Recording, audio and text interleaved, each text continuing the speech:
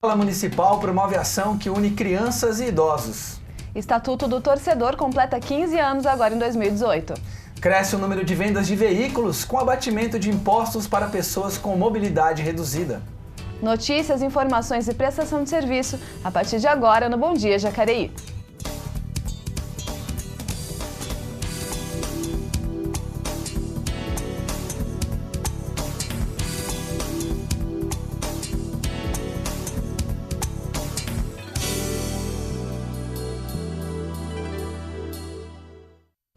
Segunda-feira, 29 de outubro, uma boa semana que se inicia agora para todos nós e você que nos acompanha aqui no Bom Dia Jacareí. Como sempre, começamos trazendo no início do nosso jornal os principais destaques daqui da região no Giro de Notícias. O Diário de Jacareí destacou aí a vitória de João Dória. Ele venceu a eleição para governador aqui na cidade de Jacareí. Teve o maior número de votos na cidade, assim como o presidente eleito Jair Bolsonaro. Próxima manchete, o jornal O Vale. Na região aqui metropolitana do Vale do Paraíba, Bolsonaro tem 76% dos votos, ele venceu a eleição em 38 cidades. Vamos mais próximo destaque. Agência Senado, o projeto regulamenta atividade de marketing multinível. Tá aí o Senado. Agora, pessoas físicas que queiram atuar como empreendedores na área de marketing multinível serão obrigadas a se cadastrar como microempreendedor individual. Bom, o marketing multinível é conhecido como aquelas cadeias, pirâmides, e você vai trazendo mais pessoas e vai agregando. Então, está sendo regulamentada essa atividade. Próximo, manchete, EBC, Agência Brasil. Bolsonaro diz que cumprirá promessas e governará com a Constituição. Seu primeiro discurso, o presidente eleito citou a Bíblia e atacou a esquerda. Tá aí, esses são os destaques do Giro de Notícias. Pós-eleição presidencial, segundo turno também para governador do estado de São Paulo. Nós vamos falar um pouquinho sobre esses destaques com o jornalista Rodrigo Romero, que nos acompanha hoje aqui no Bom Dia Jacareí. Rodrigo, bom dia. Bom dia, Elton. Bom dia, Leilani. A gente vai falar bastante sobre as eleições mais no segundo bloco, mas eu queria destacar nesse primeiro bloco, na entrada, a assinatura que o prefeito fez aqui na Câmara de Jacareí na sexta-feira, no gabinete da presidente Lucimar Ponciano, do financiamento com o Banco Estrangeiro, que foi aprovado, está no processo de ser aprovado, de cerca de 60 milhões de dólares, mais ou menos 240 milhões de reais. Esse financiamento estava sendo negociado já há mais ou menos 5 ou 6 meses. Se for aprovado até o fim desse ano, ele vai começar a receber esse dinheiro a partir do primeiro semestre do ano que vem e vai servir para o prefeito fazer as obras aí nessa cidade para Jacareí, com uma construção da terceira ponte, que é uma prioridade para Jacareí, para o prefeito Isaías, que prometeu até o fim do ano. E a carência da prefeitura, isso é importante ressaltar, que a prefeitura não vai começar a pagar esse financiamento agora, mas sim apenas no início de 2023. Então, se o prefeito Isaías for reeleito, ele vai começar a pagar esse empréstimo no terceiro ano do seu segundo mandato. Então, foi assinado na sexta-feira e agora a gente vai ver como é que vai funcionar o recebimento desse dinheiro que está previsto aí para o primeiro semestre do ano que vem. Um dos pontos de destaque aí, inclusive, é que a ideia é de concluir todas essas obras nos próximos 3 anos. Se fosse feito tudo com dinheiro público, municipal, levariam 12 anos. Então a estimativa é de que 12 anos se transformem em 3 anos. Tá aí, Rodrigo, e por que isso teve que ser assinado aqui na Câmara? A presidente também assinou. Isso vai ser submetido ao plenário? Isso vai ser ainda submetido ao plenário, vai ter um projeto que vai vir para a Câmara. O prefeito Isaías preferiu que o documento fosse assinado aqui exatamente porque o rito processual vai ter que ser passado pelo Poder Legislativo. Então foi assinado no gabinete da presidente, com a presença do Isaías, do vice-prefeito, com os representantes também do Banco Estrangeiro que vai fazer esse empréstimo para Jacareí. É um empréstimo mais ou menos como aconteceu em Taubaté, só que em Taubaté esse processo para o recebimento do dinheiro demorou cerca de 5 anos, mas segundo o secretário de governo de Jacareí, o Celso Florencio, como estão mais avançadas as negociações com o Jacareí, como o Jacareí deu já algumas prioridades, algumas garantias para esse banco, a previsão dele é que esse dinheiro chegue já no primeiro semestre do ano que vem. Leilani estava lá na assinatura, acompanhou para fazer matéria. Alguns vereadores estavam presentes também, né? Foi entregue o projeto, então, para a vereadora Lucimar. Agora vai começar a ser feita a análise, né? O prefeito até brincou que a tarefa de casa da presidente da Câmara agora é ler todo o projeto, então ela vai ler. Depois disso precisa passar pela análise, pela votação do Legislativo Municipal. Então amanhã a gente tem uma matéria que explica um pouquinho melhor, né? Falar mais sobre isso. E assim, quando a gente fala desse projeto, a ideia, um dos principais motivos do prefeito, né? Dos principais objetivos é transformar realmente o aspecto físico da nossa cidade. Então, interfere em mobilidade urbana, em área de lazer e também um ponto de destaque é a geração de emprego, né? A estimativa é que 6 mil novos empregos sejam criados com essas obras que vão se iniciar após a aprovação do empréstimo juntamente ao CAF, né? Ao Banco de Desenvolvimento da América Latina. Então, a estimativa é de que a cidade cresça, né? O Isaías disse na época, quando foi logo começar... A gente fez uma entrevista, o Rodrigo Vieira foi até o gabinete da prefeita, ele falou longamente sobre isso. Ele fez fazendo até uma alusão ao Juscelino Kubitschek, que falou que o Brasil ia crescer 50 anos em 5, o Isaías falou que Jacareí ia avançar 15 anos em 4 anos. Então, vamos ver se isso vai se concretizar mesmo. Mas, Rodrigo, essas obras, ele numerou, ele fez uma postagem também dizendo para que, né, as principais obras, ele numerou, mas nenhuma dessas obras começa antes do dinheiro estar na conta da prefeitura ou a prefeitura já começa? Não. Muita gente pensa assim que Jacareí vai receber esses 240 bilhões de uma vez. Não é assim.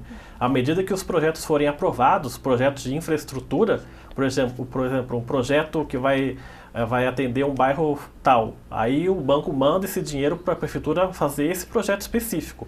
Aí no próximo projeto, aí o banco manda o dinheiro de novo. Não são 240 milhões de uma vez na conta da prefeitura. Vão vir aí parcelados esse dinheiro de acordo com os projetos na medida que os projetos forem sendo executados. Então, e tudo isso vai ser acompanhado pela Câmara Municipal, né? As contas serão prestadas e serão acompanhadas. O papel da Câmara vai ser muito importante, porque os vereadores, como o papel dos vereadores é fiscalizar o Poder Executivo, eles vão aí poder ter toda a planilha, o cronograma de como o dinheiro vai ser gasto, quanto vai ser gasto em cada obra, quando que o banco vai colocar o dinheiro na prefeitura. Então o papel da Câmara vai ser muito importante para poder fiscalizar como o prefeito vai manejar esse dinheiro. Bom, daqui a pouco a gente volta com o Rodrigo então. Uma escola municipal aqui da nossa cidade promoveu um encontro de alunos do 5º ano do ensino fundamental com idosos que vivem no Lar Fraterno da Cássia. Um encontro de gerações. Dona Maria das Neves, conhecida como Meire, 90 anos de vida. Lídia Costa, 11 anos. Ela ainda tem muitas experiências para viver por aí, mas hoje elas fizeram uma troca. Afinal de contas, quem disse que os mais novos não têm o que ensinar aos mais velhos? A Lídia e a turma dela, todos estudantes da Escola Municipal Maria Luísa de Souza Pinto Vasques, no bairro Rio Comprido, visitaram o Lar Fraterno da Cássia, um asilo que cuida de 51 idosos aqui na cidade, para uma linda missão: contar histórias a quem já viveu muitas histórias por essa vida. Olha só a expressão deles. Não tem preço, né? E se liga na desenvoltura do Vitor ao fazer a leitura. E do jeitinho dele, simples, característica carimbada das crianças, ele disse que adora contar histórias, poder inventar um personagem, poder viajar na criatividade, sabe? Eu gosto de contar porque você pode inventar qualquer personagem ou pegar algum livro, assim, contar. Aí às vezes de noite, assim também, é um passatempo. E eis que encontramos a Lídia lendo para Dona Meire. A Lídia tá aqui lendo para Dona Meire, né? O que você tá lendo para ela, Lídia? A Mãe Valente. Como que é essa história? É que ela falou ela teve que fazer uma viagem, aí ela pediu pros filhotinhos não abrir a porta para ninguém. E a senhora tá gostando da história? Adorando. E mais a pessoazinha que tá ao lado já viu, né? A Odair é idealizadora desta ação, que aconteceu pelo 2º ano consecutivo. Ano passado, esses mesmos alunos vieram passar uma tarde aqui com os idosos. Eles gostaram tanto que não deu outra. Pediram para voltar neste ano. E ela quer dar continuidade ao projeto por muitos outros ciclos. É uma experiência ímpar essa, sabe? Quando você vê todos ali te esperando, os idosos, as crianças ansiosas, é de arrepiar. É uma experiência ímpar, sem comentários. E ano que vem tem mais, então? Então, se Deus quiser, o ano que vem tem mais, né?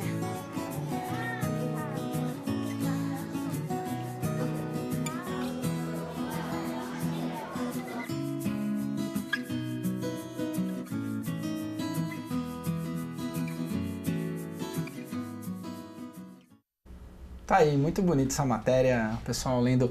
Um abraço aí para o pessoal também do Vô na Vó, faz um trabalho bem legal, visita os asilos. A figura do Valdir Capuzzi aí, deixar o nosso abraço para ele. Esse trabalho não é do Vô na Vó, é um outro trabalho, mas também muito interessante, muito bacana, né? Sim, que envolve, né? Faz as crianças terem essa consciência de que todo mundo vai ficar velho, né? Então é importante a gente cuidar de quem tá velhinho, de quem já cuidou da gente. A gente está falando tanto de leitura, né? Mais uma matéria, a importância da leitura, criando conexão entre as pessoas. Também o pessoal pensa que leitura é uma coisa individual, que você tá ali no mundo da fantasia do livro. Na verdade, a leitura nos conecta com outras pessoas, né? Com outros sentimentos, nos ajuda a nos aproximarmos das pessoas. Bom, a semana está só começando, vamos ver como é que fica a previsão do tempo aqui para os próximos dias. CPTEC INPE. Hoje, segunda-feira, nuvens escuras no céu, né? Nessa manhã de segunda-feira. Mas o sol deve voltar, né? Vamos ter a esperança que o sol vai voltar. A umidade relativa do ar vai marcar 43%, sem previsão de chuva para essa segunda-feira. A mínima fica em 16 graus e a máxima chega aos 26. Já amanhã, o sol aparece com mais força, a umidade do ar segue baixa, em torno de 41%, e também sem possibilidades de chuva. Os termômetros variam entre 15 graus de mínima e 27 graus de máxima. Segue aí o tempo abafado. Bom, e o Estatuto do Torcedor está completando 15 anos. Veja agora um pouquinho do balanço desta lei, que foi sancionada em 2003.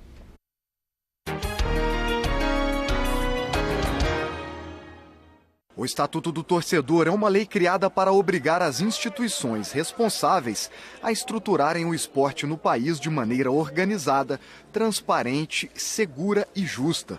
Foi polêmica na época da sua aprovação e continua sendo assim 15 anos depois. Para o jornalista José Cruz, especialista em esportes, a lei não pegou e está tudo exatamente como era antes. O Estatuto do Torcedor, que prevê, entre outras coisas, por exemplo, que cada jogo deve ter um gerente e esse gerente deve ser anunciado e deve estar pregoado na entrada do estádio para que todos saibam. O Estatuto do Torcedor prevê, por exemplo, que estádios com mais de 10 mil lugares tenha câmeras para que possa identificar quem são os baderneiros, para que sejam identificados. O Estatuto prevê que o torcedor que é afastado do estádio, o nome dele seja divulgado e ele tem que comparecer à polícia para não voltar mais ao estádio. Então ele não pode, ele tem que se apresentar à polícia no jogo seguinte e ali permanecer enquanto o jogo... Nada disso é obedecido. Já o advogado Leonardo Andreotti discorda. Ele acha que o Estatuto do Torcedor é uma norma importante, que aumentou a segurança e trouxe mais transparência para o esporte. O caso da transparência nas competições é saber qual árbitro vai apitar um determinado jogo, né, uma determinada partida, é saber o que os clubes mandantes, principalmente, arrecadaram com aquele evento esportivo e o que pagaram através dos borderôs das partidas. Enfim, são uma série de questões que estão atreladas à figura da transparência, que é uma palavra em voga nos dias de hoje. O deputado Orlando Silva também é um defensor desta lei. O Estatuto do Torcedor foi muito importante para a modernização da legislação esportiva do Brasil. Por exemplo, depois do Estatuto do Torcedor, nunca mais aconteceu no Brasil a chamada virada de mesa, mudança de regra de um campeonato para outro. Isso é muito importante. Portanto, eu diria que o Estatuto do Torcedor ele é uma regra absolutamente vitoriosa, serviu para modernizar a gestão do futebol e criar melhores condições para que a torcida possa fruir do espetáculo, frequentar os estádios. Uma parte importante do Estatuto do Torcedor, que foi aprovado aqui no Congresso Nacional, é a que trata da segurança. Pela lei, quem for flagrado pelas câmeras de segurança praticando atos de vandalismo ou de violência, poderá ser impedido de frequentar os locais de competição durante um determinado período de tempo. Mas os gestores dizem que na prática é impossível saber quem é quem diante da multidão que forma fila na porta dos estádios. E aí a lei se torna inócua. O deputado Danley de Deus Rinterrous diz que esta lei é importante, mas precisa ser ajustada. Ele apresentou um projeto que obriga os gestores de estádios e ginásios a instalarem catracas biométricas nas entradas. Qualquer cidadão de bem que não tenha problema com a justiça poderá entrar no estádio tranquilamente com essa forma de cadastro. E aquelas pessoas que têm problema com a justiça, estão impedidas de entrar no estádio, essas terão esse auxílio da biometria para serem impedidas realmente de entrar e entrar no estádio para fazer baderna.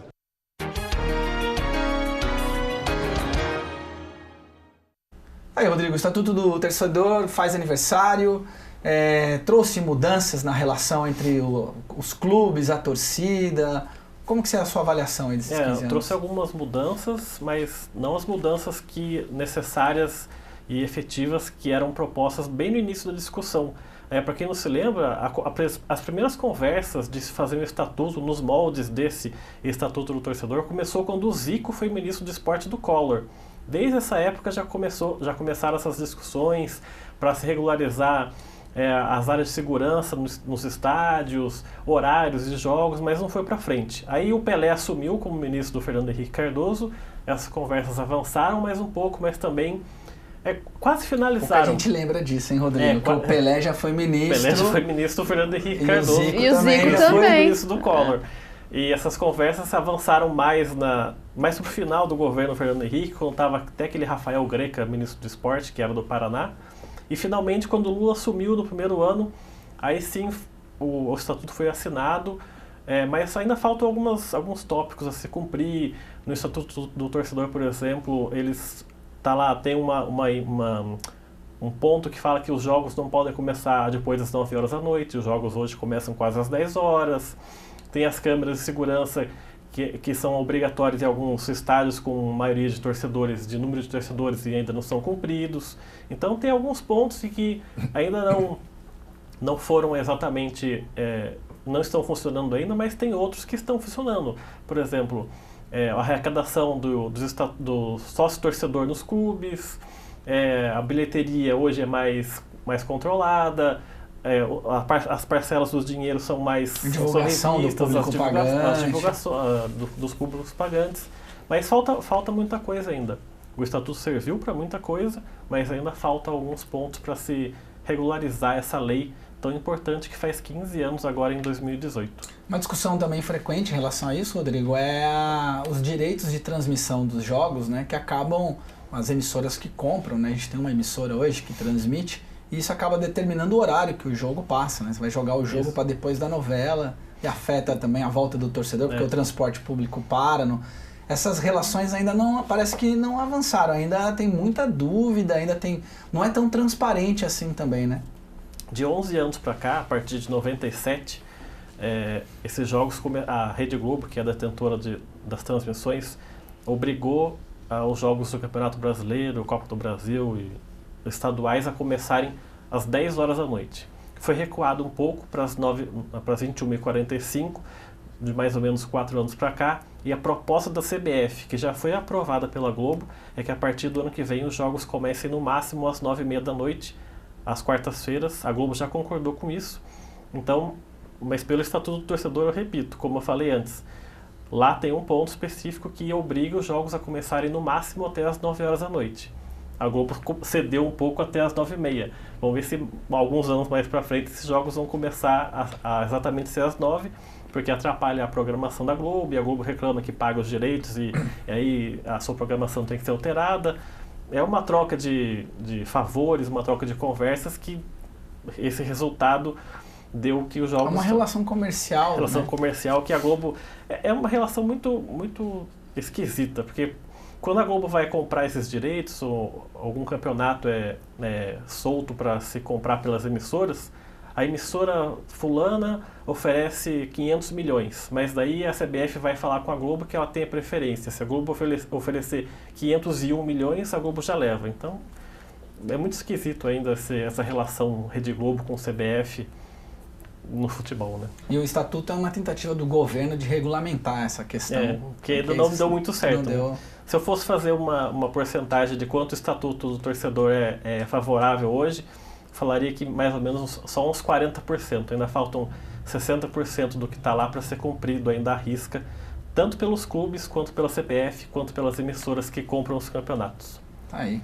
Muito bem. Rodrigo, a gente Falou do Pelé e do Zico, tem muita gente também que não deve lembrar, né? Essa geração mais nova aqui, nossos produtores, por exemplo, que o Derlei foi goleiro do Grêmio. Foi goleiro do Grêmio. Bastante tempo, chegou a ser goleiro de seleção também. Disputou a Olimpíada de 96 em Atlanta pela seleção brasileira, como reserva, mas estava lá no grupo. Agora é deputado.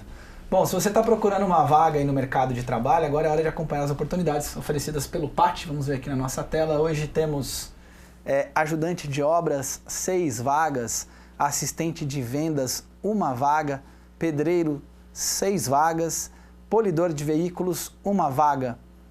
Tá aí, essas são as vagas lá no PAT nesta segunda-feira, o PAT que fica no Atende Bem Trabalhador, na Rua Barão de Jacareí, 839 no centro, e funciona de segunda a sexta-feira, das 8 da manhã às 4h30 da tarde. Bom, a TV Câmara começa a exibir hoje uma série de interprogramas sobre os 70 anos do Poder Legislativo aqui de Jacareí. São histórias, informações e curiosidades que você vai poder conferir durante a nossa programação. As estreias dos episódios serão sempre aqui no Bom Dia. E para começar, vamos ver quais foram os vereadores que tiveram mais mandatos nessas 7 décadas de Câmara.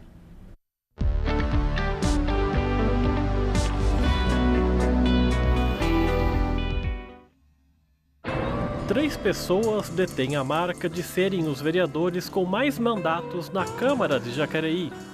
Edson Guedes, o Didi, Moisés Esper e Itamar Alves. Cada um deles tem 6 mandatos como parlamentar, mas não de forma consecutiva. Didi foi vereador entre os anos de 1973 e 2005. Com intervalo na legislatura de 89 a 93. Moisés foi eleito a primeira vez em 1955 e a última em 88. Foi suplente em 64 e ficou de fora em 68. Já Itamar Alves passou pela Câmara entre 89 e 2016. Não foi eleito em 96. Tanto Didi como Moisés e Itamar foram presidentes da Câmara. E se fizermos a somatória dos anos como vereadores, é Didi quem fica em primeiro, com quase 28 anos. 2 mandatos dele foram prorrogados e totalizaram 6 anos cada um. Itamar ficou os 24 anos normais, e Moisés não chegou a completar o 6º mandato, porque morreu em 1990.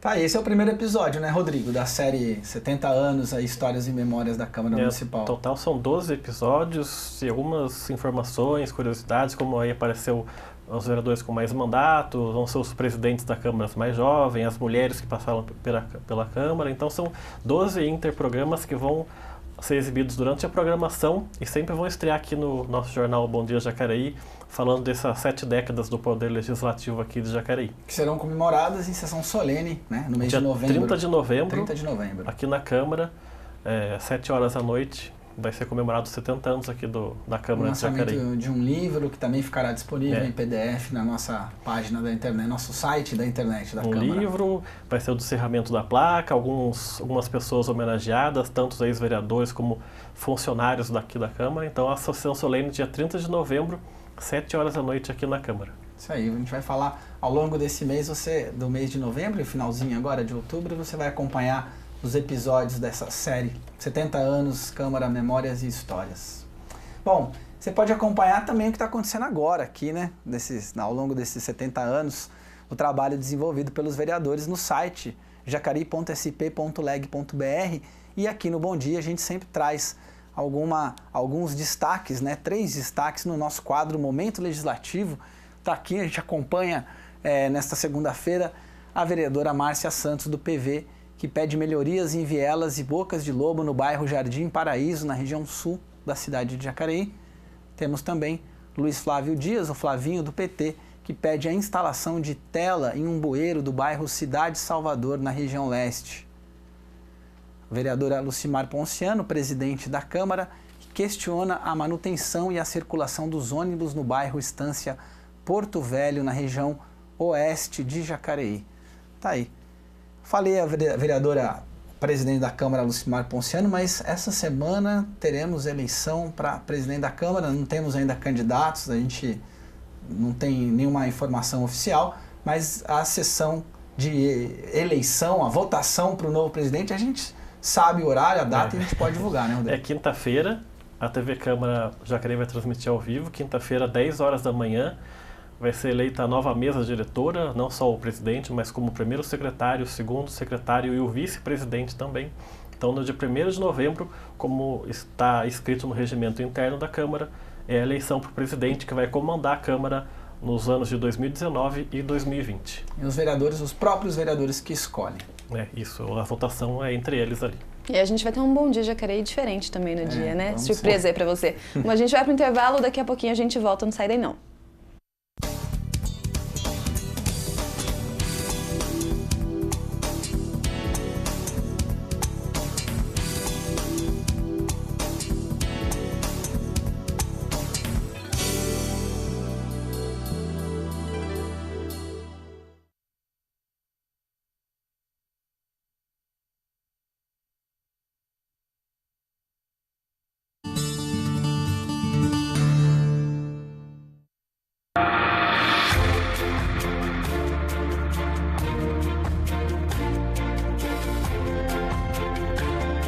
O passo a passo é www.portaldoempreendedor.gov.br, clica lá, quero ser MEI, formaliza-se com documento de identidade, data de nascimento e título de eleitor ou declaração de imposto de renda, ele se formaliza. No próprio portal ele já imprime o seu certificado de condição de MEI, que é o CCMEI, ao final desse processo. Então, quer dizer, ele já sai com o seu certificado de CNPJ impresso. É um processo simples, desburocratizado e gratuito e rápido.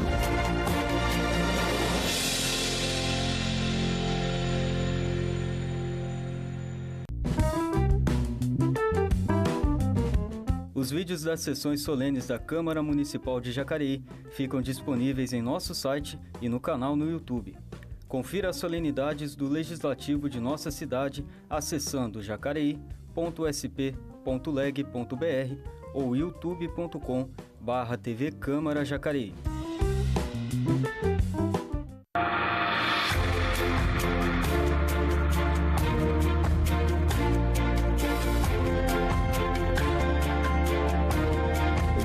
Esse desenquadramento dentro do portal, automaticamente o portal já se comunica com a Receita Federal. Se ele desenquadrou, ele tem que ir a uma junta comercial para mudar a sua configuração jurídica aí.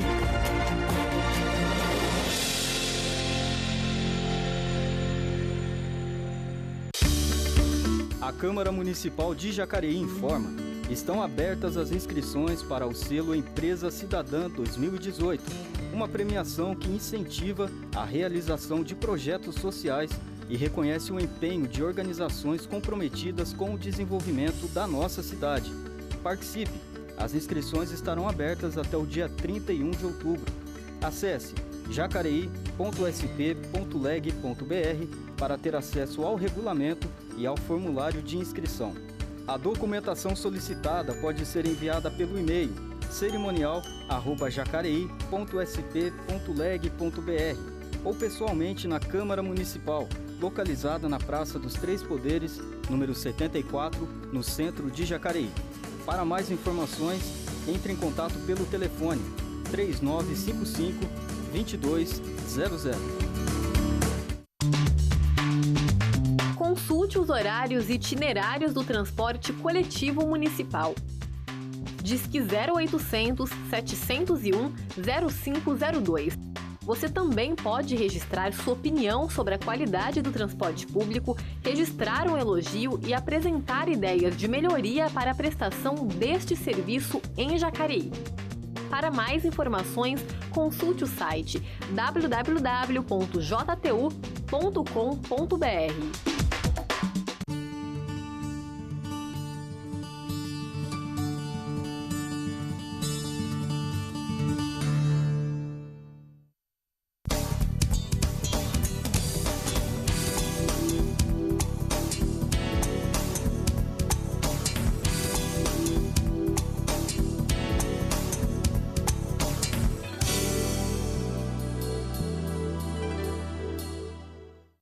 Estamos de volta com o Bom Dia Jacareí e continua aqui com a gente o Rodrigo Romero, porque agora, nesse segundo bloco, vamos conversar um pouquinho sobre o resultado, né, das eleições aqui na cidade de Jacareí, os números, os indicadores da votação. E a gente começa com o presidente eleito, Jair Bolsonaro, que também teve ampla maioria aqui na cidade de Jacareí, né, Rodrigo? Teve. No Brasil inteiro, os votos válidos do Bolsonaro foram um pouco mais de 55% e 45% por Fernando Haddad do PT.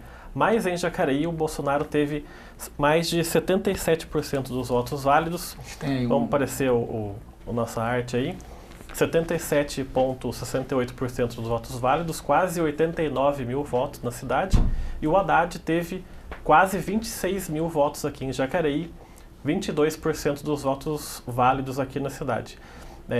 As abstenções... Depois a gente fala das abstenções, eu queria falar agora do governador, porque o Dória, como era esperado, o partido do Isaías é o PSDB e o Dória também é do PSDB, eles fizeram muita campanha aqui na cidade e o Dória também foi muito bem votado aqui com 73.600 votos. Márcio França teve pouco mais de 34 mil votos, brancos foram pouco mais de 5 mil e nulos pouco mais de 16 mil votos. A gente pode passar para a próxima tela, onde vai falar um pouco da comparação das abstenções aqui em Jacareí. Aí você vê em 2014, foram 19% de pessoas que não vieram votar. O Aécio Neves foi o primeiro colocado aqui. Aí somando esses 33% e somando também os votos nulos, brancos e as abstenções, geral, dos votos, total, ele teve 32%. 33% dos votos então agora totais. O Bolsonaro né? teve totais. muito mais. Em 2016, essa abstenção aumentou um pouco, foi para quase 21%. Isaías, aí também no total, teve 29% dos votos, somando brancos, nulos e abstenções. Quer dizer, em 2016, o prefeito Isaías ele teve apenas 9% a mais do que as abstenções e nulos. Abstenções foi apenas 9% a mais. E em 2018, a gente, aqui em Jacareí, cresceu nas abstenções 21,45%. E aí o Bolsonaro teve essa explosão de voto aqui em Jacareí, quase 78% dos votos válidos aqui na cidade, somando no total de votos quase 90 mil votos só na cidade de Jacareí. Eu ia pedir para a técnica colocar novamente lá essa tela, porque tem uma coisa interessante lá, Rodrigo. De 2014 para cá, as abstenções em Jacareí, elas continuam subindo, né? As pessoas que não têm ido votar, e a gente discutiu muito esse ano que eu precisava comparar isso com um dado nacional, que houve um engajamento maior das pessoas, né? Pelo menos no Facebook, todo mundo discutindo política, e alguns analistas falam que, independentemente do resultado das eleições, é um dado positivo que demonstra que a população está participando mais ativamente do processo, da discussão do processo político. Mas isso não refletiu nas urnas em Jacareí. A abstenção em Jacareí é mais ou menos igual o que foi a abstenção no Brasil inteiro. O Jacareí foi 21,45% e no Brasil inteiro foi 21,80 e poucos por cento. Então não fugiu muito dessa média Jacareí com o Brasil. Mas é uma série de fatores que leva o eleitor a não querer votar e não estar presente na urna eletrônica. Uma delas é a decepção com o quadro político, outra é eles sabem que vai pagar uma multa pequena de apenas R$ 3,50, então por que eu vou lá votar se eu vou pagar só essa multa? Outra é não simpatizar com nenhum dos dois candidatos. Em Jacareí, por exemplo, a eleição municipal são apenas 2 votos para prefeito e vereador, então a pessoa não simpatiza com ninguém, então não quer ir votar. Um turno só também, né? Um turno só. E agora o segundo turno aumentou a abstenção em relação ao primeiro, também 2 votos para presidente e governador, então a pessoa acha que nenhum dos candidatos é do gosto da pessoa, então a pessoa não vai votar. Mas eu acho que preponderantemente aí são 2 questões básicas que eu falei, a decepção com o quadro político atual e também a multa muito baixa para quem não vai votar, que é de apenas R$ 3,50. Então o pessoal diz que o Brasil o voto é obrigatório, mas não é tanto assim, né? Porque se a multa fosse um pouco maior, não sei se as pessoas iam se abster de votar como fazem hoje, né? Existe essa consciência, né? Essa discussão política na internet, mas a comprovação da urna é diferente, né? A atuação na internet é uma coisa e na vida real é outra. Bom, o HPV é responsável por 99% dos casos de câncer de colo de útero, o terceiro mais frequente entre as mulheres no Brasil e o quarto que mais mata. E é um dos poucos que pode ser prevenido com vacina. Saiba um pouco mais sobre a vacinação aqui na nossa cidade. Muita gente não sabe, mas tomar a vacina do HPV é muito importante porque previne uma série de doenças. Sobre isso eu vou conversar agora com a secretária de Saúde de Jacareí, doutora Rosana Gravina. Então, secretária, qual que é a importância de se tomar a vacina e quais doenças ela previne? Então, é o único jeito de prevenção de vários tipos de cânceres. O HPV é um vírus e quando ele é adquirido, ele pode provocar mais de 150 tipos diferentes de cânceres, né? Em pênis, em vagina, nos órgãos genitais em geral, na mucosa oral, no ânus, né? É muito importante porque mais de 500 mil pessoas são infectadas por ano. Dessas, metade vão a óbito. E quem que precisa tomar essa vacina? Essa vacina é preferencialmente tomada na faixa etária de 9 a 14 anos, meninos e meninas. E quanto mais cedo tomar, mais vai ter uma eficácia dessa vacina. Os pais falam, alguns pais têm algum preconceito que fala que inicia a vida sexual muito cedo com essa vacina. Ela desvenda pra gente um pouco esse boato. Isso daí é um boato, né? Na realidade, você tem que tomar antes de começar a vida sexual. Você pode começar a vida sexual com 18 anos de idade, mas você já está imunizado. Você não vai ter a doença. E tem alguma contraindicação? Não tem contraindicação. Nenhuma contraindicação, né? Não, tem pessoas que têm algumas alergias, mas já é sabido tomando outras vacinas, já vai estar escrito no cartão. E tem algum prazo para se tomar essa vacina ou ela fica o ano todo? Ela fica o ano todo, é claro que tem épocas de campanha, mas o que nós estamos preocupados é que metade só da população de Jacareí, dessa faixa etária, teve essa prevenção. Então nós temos mais de 5 mil pessoas aí para serem vacinadas. E para a gente terminar, em quais locais as pessoas podem encontrar essa vacina para tomar a vacina? Em todas as unidades básicas de saúde e unidades de estratégia de saúde da família. Às 18 da nossa cidade, das 8 da manhã às 16 horas. Tá certo, muito obrigado pela sua entrevista. Rodrigo Romero para a TV Câmara Jacareí, a TV pública da cidade. Tá aí, fica o link do nosso colega Rodrigo Romero, né? Reforçando a vacinação aí do HPV na cidade. Como muito bem a secretária disse, é importante que tanto os meninos quanto as meninas vão tomar essa vacina para prevenir uma série de doenças que podem ser provocadas pelo HPV. Então é importante deixar o preconceito de lado, que vai fazer uma iniciação sexual no meu filho, e não tem nada disso. O secretário explicou bem ali, só levar no posto de saúde, toma a vacina e já está livre dessas doenças. Aqui a transmissão do HPV também não ocorre só né, por essa via, né, do contato da relação sexual, ela também pode acontecer de outras formas. Isso, então é importante que os pais levem seus filhos para ser vacinado e para prevenir esse vírus que é tão perigoso que é o HPV. Antes da gente voltar a falar das eleições, já que a gente está falando de saúde, fica uma pergunta para você. Qual foi a última vez que você fez um check-up? Né? Que você foi até um médico sem estar doente para tentar se prevenir e detectar alguma doença? Nossa equipe saiu às ruas para ouvir se as pessoas estão atentas a esse cuidado com a saúde. Vamos acompanhar no quadro Povo Fala.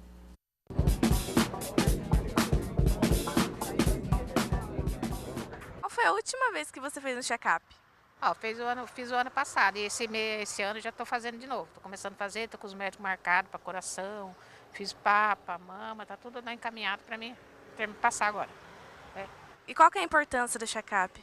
Eu acho que a gente tem que prevenir, né? Não adianta depois que tivesse aí correr atrás, né? Então tem que prevenir todo ano, fazer, porque é importante. Não lembro. E qual que é a importância desse tipo de exame? Eu sei que é muito importante, inclusive é que eu vou pelo SUS e é difícil marcar uma consulta, entendeu? Inclusive eu estou com um cardiologista para marcar e não acho a agenda aberta, então fica difícil. Na verdade eu nunca fiz, eu não tenho o costume de fazer. E por que você não tem esse costume? Acho que criação mesmo, não tenho costume. Faço consulta, mas não check-up geral mesmo. Eu faço todo ano check-up de coração, ginecologista, faço exame de vista, porque eu já usei óculos por muito tempo. E ano passado eu descobri que eu tinha cisto no ovário, sem saber que eu estava gestante. Aí no outro mês eu acabei descobrindo que eu estava gestante e fiz um acompanhamento por 9 meses para a gatinha aqui. Aí em junho eu nasci. Fala pra tia.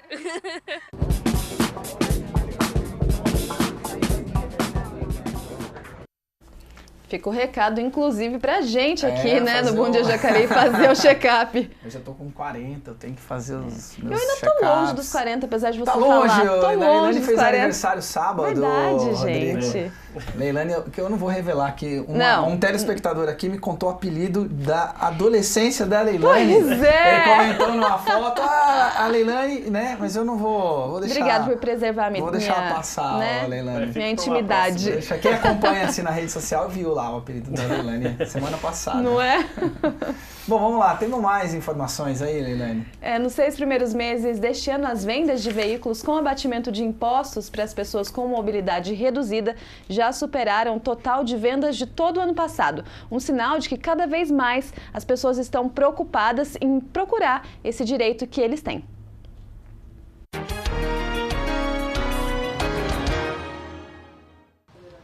A Stephanie é para-atleta de natação e já coleciona mais de 200 medalhas. Ela nasceu com displasia, que causa encurtamento dos membros e problemas na coluna. As limitações causadas pela doença não impedem que ela possa dirigir. O carro é diferente dos convencionais. O acelerador e freio estão nas mãos. O veículo foi comprado com a ajuda de um benefício fiscal. Ajuda a gente, né, a conseguir um carro mais em conta, com automático. Pessoas com deficiência ou mobilidade reduzida podem comprar carros com isenção de imposto. Isso representa uma redução de até 30% no valor do veículo escolhido. Ela tem isenção de ICMS, de IPI, de IOF e de IPVA na maioria dos estados. Qualquer um na linha de montagem pode ser comprado desde que seja nacional e o preço não ultrapasse os R$70 mil. Se for importado, a isenção é menor. Stephanie levou 6 meses até conseguir o 0 quilômetro. Ajuda muito, né? Porque dependendo de condução, sempre não dá. Várias causas permitem acesso a esse benefício. Entre elas, hérnia de disco, cirurgia de retirada da mama, hepatite, osteoporose, diabetes, artrite, artrose, AVC e LER, entre outras. É importante lembrar que não basta o diagnóstico da doença. É preciso que haja comprometimento da mobilidade comprovado por laudo médico. De janeiro de 2013 para cá, não só a pessoa condutora, mas também a pessoa com deficiência que não pode conduzir o veículo, mas que precisa de um terceiro para fazê-lo, pode também ter isenção. E o familiar da pessoa com deficiência também pode ter isenção.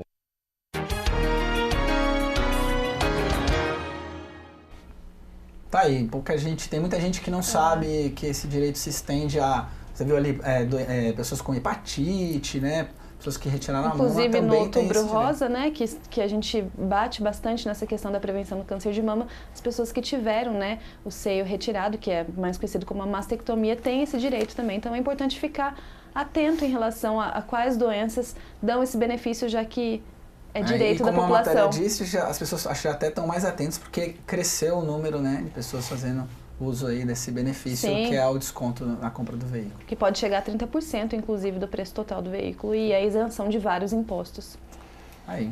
Rodrigo, mais dados aí das eleições? Muita gente disse, desde que começou esse processo eleitoral de 2018, que essa eleição era muito parecida com a de 89, quando o Collor foi eleito, e realmente tem algumas semelhanças. Por exemplo, em 89 o Collor foi eleito por um partido pequeno, tinha sido recém-criado, PRN, e agora o Bolsonaro foi eleito pelo PSL, que não é recém-criado, mas também era um partido pequeno, mas a diferença aí é que nas eleições de legislativo que foram em 1990, foi um ano depois, o PRN não conseguiu fazer uma bancada muito boa como o PSL fez agora. Lembrando que provavelmente essa bancada que o PSL fez agora vai aumentar em janeiro, por conta da janela de migração partidária, já que aqueles deputados que foram eleitos por partidos que não conseguiram atingir a cláusula de barreira vão poder migrar para outros partidos que conseguiram, sem o perigo de perder o mandato. Então vão ter muitas mudanças aí, provavelmente o PSL, a expectativa é que ele receba deputados de outros partidos que ficaram de fora. Hoje o PSL tem 52, mas a perspectiva dos próprios dirigentes do PSL é que o partido chegue a quase 70 deputados, e aí passando o PT, que elegeu 56 deputados agora em 2018. Ô Rodrigo, a cláusula de barreira, a gente já falou sobre isso, mas é bom que quem está acompanhando o programa agora, ela vai impedir os partidos que não atingiram a chamada cláusula de barreira, eles não vão ter repasses do governo. Explica pra gente o que ela dificulta aí a vida desses partidos. Ela não obriga o fim do partido, mas o que ela traz de impacto para esses partidos ficarem fora? Essa cláusula de barreira foi criada exatamente para impedir que esse chamar, entre aspas, partidos de aluguel continuem a existir no Brasil. Para 2018, 14 desses partidos foram barrados pela cláusula de barreira, que o que é? É o partido conseguir eleger em 2018 pelo menos 1,5% dos votos válidos em 9 estados, ou então eleger um determinado número de deputados federais. 14 partidos não conseguiram, 21 conseguiram. O que acontece com esses 14 que não conseguiram a partir de agora? A partir de 2019, eles não vão ter mais direito ao fundo partidário, a tempo de televisão, a escritórios especiais em Brasília. Então, essa cláusula de barreira foi feita para esses partidos que a gente sabe que são feitos exatamente para captarem esse dinheiro, que é um dinheiro público, a não receberem mais esse dinheiro. Agora, a proposta é que esses partidos se fundam com outros partidos que conseguiram essa cláusula de barreira. Já há negociações, por exemplo, de se fundir em um partido só, o PPS, o PV com a Rede, o partido do vice-presidente da República eleito, o general Mourão, que é o PRTB, se fundir com o PSL, já existe essa conversa. Então essa cláusula de barreira existe para isso.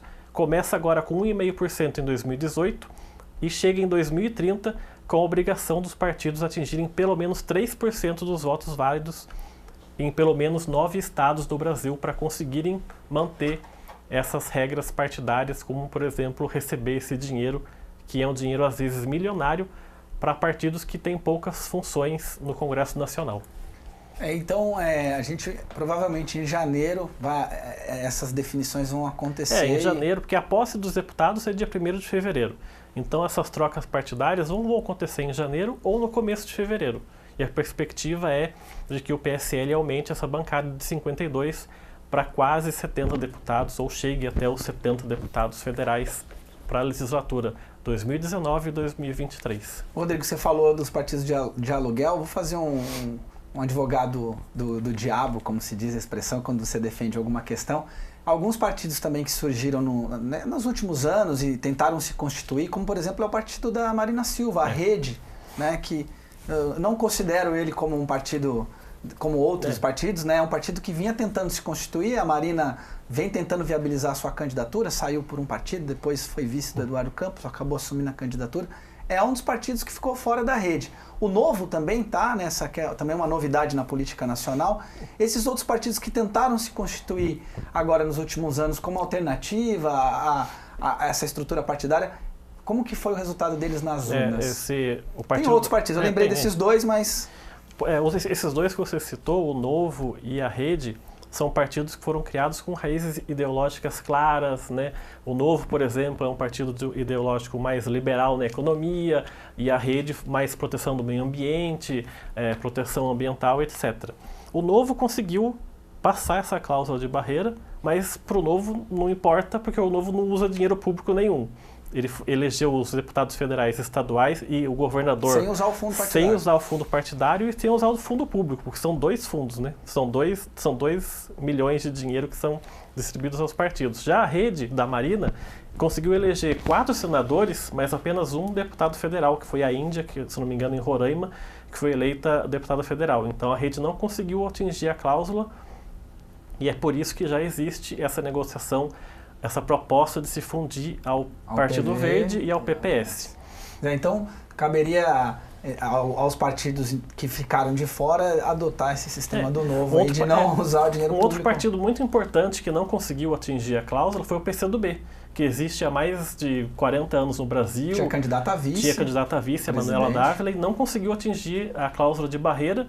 E vamos ver se o PCdoB vai mesmo continuar existindo sem esses dinheiros dos fundos partidários e tempo de televisão, ou se ele vai optar por se fundir com algum partido mais de esquerda ou PSOL. É uma questão aí que fica para o próximo ano para eles discutirem isso daí. Isso afeta a política nos estados e nos municípios também, Rodrigo? Depende como vai ser essa movimentação dos partidos. Se esses partidos migrarem para se fundir com outros, é provavelmente que aconteçam mudanças municipais. Aqui em Jacareí tem uma delas. O Valmir do Meia Lua é do Partido Democrata Cristão, que não conseguiu atingir a cláusula de barreira. Se esse partido se fundir com outro, o Valmir é obrigado a se mudar de partido, que é o partido que vai acontecer a partir daí da virada. Ou segue ou vai para outro... Ou segue. Mas como a maioria desses 14, acho que só esses 3 que a gente citou, Novo, a Rede e o PCdoB, são partidos mais fundamentados ideologicamente, têm regras bem claras. Tirando esses partidos, os outros provavelmente vão rapidamente se fundir com outros para tentar manter essa condição partidária a partir de 2019. Bom, outros números importantes, né, foram a questão da comparação Isso. do número de votos, né, da diferença entre o Haddad e também Bolsonaro. Muita gente disse que a vitória foi extrema, né, foi absurda, mas tiveram números de eleições anteriores que foram mais expressivos. Em 2006, na reeleição do Lula, o Lula foi eleito em 2002, reeleito em 2006. Em 2006, o Lula conseguiu atingir 60,3% dos votos válidos. O Bolsonaro atingiu 55%. Na questão, muita gente diz que o PT regrediu aos números de 89. Em 89, o Lula contra o Collor terminou 53% para o Collor, 47% para o Lula. Dessa vez, o Haddad conseguiu 45%, que foi um número menor que o Lula conseguiu em 89. Então, quem diz que a votação do Bolsonaro foi expressiva, foi a maior da história, está errado. O Bolsonaro, inclusive, perde o número de votos para 2006 do Lula. O Bolsonaro teve 57 milhões agora, contra 58 milhões do Lula em 2006, que foram 60,3% dos votos válidos. Agora aumentou muito mais o número de eleitores, mas o Bolsonaro caiu um pouco em relação ao Lula em 2006. Uma última questão, a mais de curiosidade, o Bolsonaro é o terceiro militar eleito democraticamente pelos votos aqui no Brasil. Os 2 anteriores foram Hermes da Fonseca, nas eleições de 1910. O Hermes da Fonseca derrotou o Rui Barbosa na eleição presidencial. E em 1945, o Eurico Gaspar Dutra derrotou um outro militar, que era o brigadeiro Eduardo Gomes, também na eleição presidencial. Então, em 2018, o Bolsonaro conseguiu ser o terceiro militar eleito pelos votos democraticamente aqui no Brasil. Ele e o General Mourão, também militar, General Mourão, que é o seu vice-presidente do PRTB, do Levi Fidelix. Bom, então agora a gente aguarda, vamos ver o primeiro dia hoje da eleição, ainda estão circulando nomes, né, de ministeriáveis. O Bolsonaro já indicou 3 nomes certos já para o seu ministério, que é o Paulo Guedes, que vai ser o chamado ministro da Economia, que vai se fundir o Ministério da Fazenda com o de Planejamento. O Onyx Lorenzoni, que é um deputado federal do Rio Grande do Sul, vai ser o chefe da Casa Civil. E o general Augusto Heleno vai ser o ministro da Defesa do Bolsonaro. Tem uma expectativa também do Magno Malta. Magno Malta e Marcos Pontes. E o Marcos Pontes, também. o astronauta, ser ministro da Ciência e Tecnologia. E o Magno Malta ocupar um outro ministério determinado pelo Bolsonaro, que o Magno Malta é o senador do Espírito Santo, que não foi reeleito em 2018, mas acompanha o Bolsonaro já há 3 anos nessa caminhada das eleições de presidente, então é quase certo que o Magno Malta vai ocupar um ministério também no governo Bolsonaro a partir do ano que vem.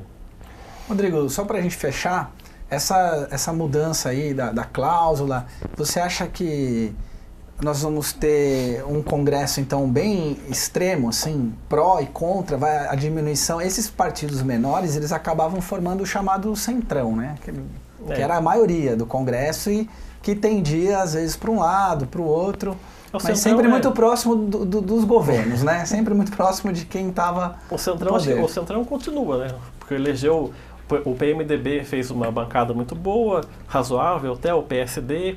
O PSDB também diminuiu bastante, mas conseguiu eleger quase 30 deputados, então o centrão continua. O que vai haver é agora uma polarização entre 2 campos de ideias bem diferentes.